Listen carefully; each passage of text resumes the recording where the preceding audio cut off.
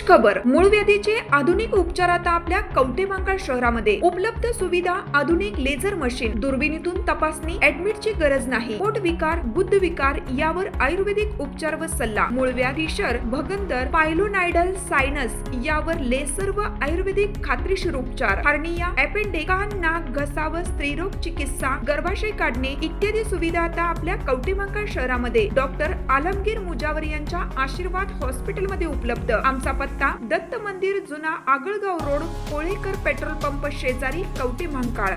प्रत्येक बातमीतील घटनेच्या वास्तविकतेची तुलना थेट पाहत रहा चांगली अपडेट।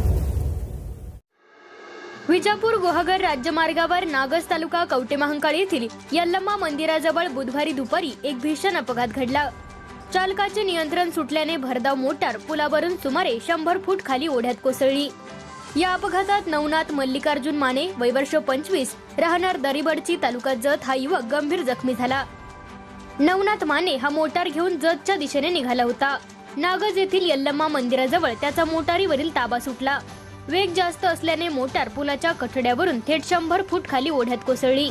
अपघाताची माहिती मिळताच नागज येथील जयसिंग सरवदे यांनी घटनास्थळी धाव घेत गाळात अडकलेल्या मोटारीतून नवनाथला बाहेर काढले।